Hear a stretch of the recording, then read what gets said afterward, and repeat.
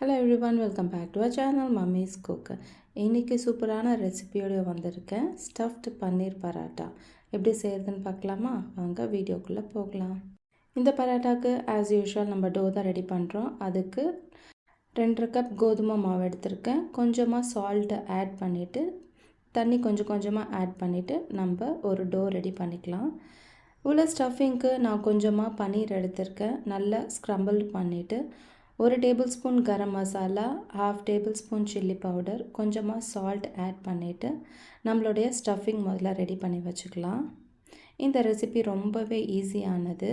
யூஸ்வலாக நம்ம சப்பாத்தி உருட்டும் போது சின்ன உருண்டையாக எடுத்து சப்பாத்தி போடுவோம். இப்போ அதுக்கும் கொஞ்சம் பெருசாக உருண்டை எடுத்துக்கிட்டு ஃபஸ்ட்டு நான் லைட்டாக அதை ப்ரெஸ் பண்ணி எடுத்துக்கிறேன். அதுக்கப்புறம் நம்ம ஸ்டஃபிங் நம்மளுக்கு எவ்வளோ தேவையோ அவ்வளோ வச்சுக்கலாம். நான் ஒரு 2 டேபிள் ஸ்பூன் ஃபுல்லாக வச்சுருக்கேன்.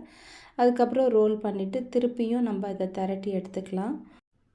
இப்போ ஒரு பேன் எடுத்துக்கிட்டு அதில் கொஞ்சமாக கீ ஆட் பண்ணிவிட்டு நம்ம ரெடி பண்ணியிருக்க ஸ்டஃப்டு பன்னீர் பராட்டாவை அந்த தவாவில் ப்ளேஸ் பண்ணிவிட்டு 2 சைடுமே கோல்டன் ப்ரௌன் வர வரைக்கும் நம்ம டோஸ்ட் பண்ணி எடுத்துக்கலாம். திருப்பி போடும்போது ஒரு ஸ்பூன் நெய் ஆட் பண்ணிவிட்டு நல்லா நீங்கள் டோஸ்ட் பண்ணி எடுத்துக்கலாம். நீங்கள் பார்க்கும்போதே தெரியும், பூரி மாதிரி நல்லா புஃப்னு எழும்பி வரும். அவ்வளோதான், நம்மளுடைய ஸ்டஃப்டு பன்னீர் பரோட்டா ரெடி ஆகிடுச்சு. நீங்கள் டயட் ஏதாவது இருக்கீங்கன்னா இந்த ஃபுட் கண்டிப்பாக ட்ரை பண்ணுங்கள். ஒரே ஒரு ஸ்டஃப்டு பன்னீர் பரோட்டா சாப்பிட்டா கூட ரொம்ப ஃபில்லிங்காக இருக்கும்.